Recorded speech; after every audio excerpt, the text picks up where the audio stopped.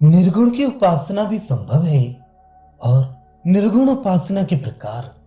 निर्गुण ब्रह्म तत्व की उपासना असंभव हो यह बात नहीं है, क्योंकि सगुण ब्रह्म की भांति निर्गुण ब्रह्म में भी प्रत्यवृत्ति अर्थात ब्रह्माकार वृत्ति संभव है।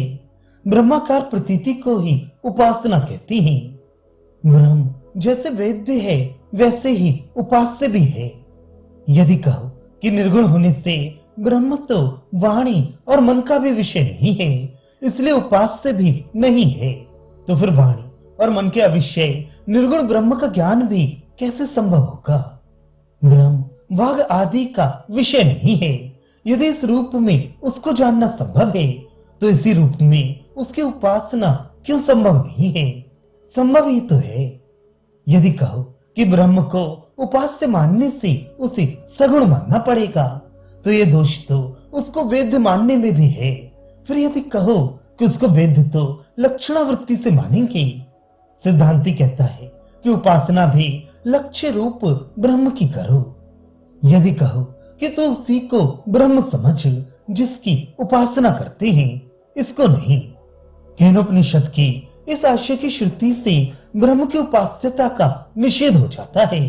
तो यूं तो वह ब्रह्म विदित से भी अनोखा है। इस आशय की श्रुति के अनुसार वेद्य भी तो नहीं है। तो बात यह हुई कि जैसे श्रुति से ब्रह्म को विदित और अविदित से अनोखा मानते हो, वैसे ही श्रुति से ही उसकी उपासना भी कर लो। यदि कहो कि ब्रह्म में वेद्यता अवास्तव है, तो हम पूछते हैं कि उसमें वैसे ही उपास्यता भी क्यों नहीं है? फिर यदि कहो कि वेद्यता वृत्ति का विषय है, वेदन पक्ष में वृत्ति ब्रह्माकार हो सकती है, तो हम कहेंगे कि उपास्य पक्ष में भी वृत्ति ब्रह्माकार हो सकती है। यदि पूछो कि तुम्हारी उपासना में इतनी भक्ति क्यों है, तो ये बताओ कि तुम्हारा उपासना से इतना द्वेष क्यों है? बहुत सी श्रुतियों में उपासना का विधान देखते हैं। इस कारण यह भी नहीं कह सकते कि निर्गुण उपासना में कोई प्रमाण नहीं है। उत्तर तापिनी है शैव प्रश्नोपनिषद में, कठवल्ली और मांडुक्य आदि उपनिषदों में सर्वत्र निर्गुण उपासना का विधान है। निर्गुण उपासना की विधि पंचीकरण नामक ग्रंथ में कही गई है।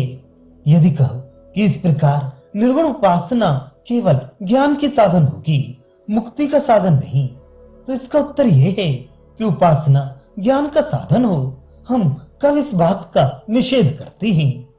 प्रश्न: निर्गुण उपासना तो संसार में कोई करता ही नहीं। उत्तर: ना करे। क्या पुरुष के अपराध से उपासना दूषित हो जाएगी? सगुण उपासना से भी अधिक फल देने वाला मानकर अज्ञानी जन वश्य आदि एक फल देने वाले वशीकरण मंत्रों का भले ही जाप करें, और उनसे भी अधिक मूढ़ जन खेती आदि कामों में लग जाएं, पर मुमुक्ष निर्गुण उपासना को नहीं छोड़ती। सगुण उपासना बहुत देर में परलोक में फल देती है तथा वशीकरण मंत्रों से तत्काल एक फल मिलता है। ये देखकर भी विवेकी सगुण उपासना को नहीं छोड़ते, और मंत्रानुष्ठान में फल की अनियमितता एवं अनुष्ठान श्रम को देखते हुए जप करने वाले जप छोड़कर खेती आदि नहीं करने लग जाते। ऐसे ही मुमुक्ष निर्गुण उपासना को नहीं छोड़ते। मूढ़ों की बातें जाने दो, अब प्रकृत निर्गुण उपासना का ही कथन करते हैं। निर्गुण उपासना नाम की विद्या क्योंकि एक ही है, इसलिए भिन्न भिन्न शाखाओं में वर्णित उपास्य के सब गुणों को यह उपासना में एकत्र कर उपासना करनी चाहिए।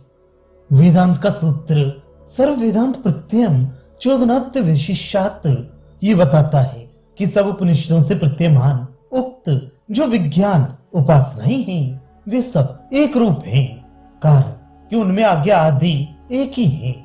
उपसंहार का अर्थ है ब्रह्म के वाचक आनंद आदि पदों का एक वाक्य रूप में उच्चारण। जैसे यदि चार पुरुष 1,000 रुपए लेकर मिलकर व्यापार करें, तो पूछने पर प्रत्येक यही कहेगा कि वह 4,000 रुपए से व्यापार कर रहा है। ऐसे ही भिन्न भिन्न शाखाओं में वर्णित उपास्य के गुणों, साधनों या विशेषणों का एक बुद्धि में आरोहण करना गुण उपसंहार न्याय कहलाता है। इसी न्याय से ये उपसंहार संभव है। ये उपास्य के गुण या धर्म विधि वाक्य बोधित और निषेध वाक्य बोधित भेद से दो प्रकार के हैं। इनमें से जो आनंद, विज्ञान, नित्य, शुद्ध आदि विधेय गुण हैं, उनके उपसंहार का विधान आनंदादया प्रधानस्य वेदांत के सूत्र में व्यास देव ने किया है। तथा ब्रह्म स्थूल नहीं है, अणुरूप नहीं है, रस नहीं है आदि निषेध गुणों के उपसंहार का विधान अक्षरध्यान, त्वरोधा इत्यादि सूत्र में किया है। अभिप्राय है कि प्रथम सूत्र में तो ये बताया है कि प्रधान ब्रह्म तत्व के समस्त संभाव्य धर्मों का उपसंहार सर्वत्र कर लेना चाहिए, और दूसरे सूत्र में यह बतलाया है कि विशेष निराकरण रूपी ब्रह्म प्रतिपादन प्रकार तथा ब्रह्म प्रतिपादन सर्वत्र समान होने से भिन्न भिन्न प्रकरणों में बिखरी हुई अक्षर ब्रह्म में द्वैत का निषेध करने वाली समस्त बुद्धियों का सब निषेधों में उपसंहार कर लेना चाहिए। निर्गुण ब्रह्म की विद्या में गुणों का उपसंहार होना ही उचित नहीं है। यह आक्षेप तो व्यास देव पर ही होना चाहिए, मुझ पर नहीं। मैंने तो व्यासोक्त उपसंहार को दोहरा दिया है। सोने की बनी मूंछों वाला सूर्य इस प्रकार से गुण विशिष्ट मूर्तियों का कथन न करने से निर्गुणता का कोई विरोध नहीं होता। यदि ये मानकर भी कहो कि ये तो निर्गुण उपासना ही है, तब तो ठीक है, तो संतोष कर, क्योंकि तुझे तत्व ज्ञान हो गया। आनंद आदि धर्म उपास्य के भीतर प्रविष्ट ना भी हो तो भी सगुण उपासना उचित ही है। लक्षित गुणों से लक्षित ब्रह्म उपास्य है। प्रश्न, गुण क्योंकि लक्षक हैं, अतः उनका लक्ष्य ब्रह्म में प्रवेश नहीं है। उत्तर, हम भी ऐसा ही मानते हैं। ऐसा ही अर्थात लक्ष्य भूत ही ब्रह्म तत्व उपास्य है। उपासना की रीति ये है कि इन श्रुतियों में अखंडक रस जो आत्मा आनंद में तत्व आदि एवं स्थूलता आदि गुणों से लक्षित किया। मोक्षजन उसी की मैं वही हूँ इस रूप में उपासना करते हैं।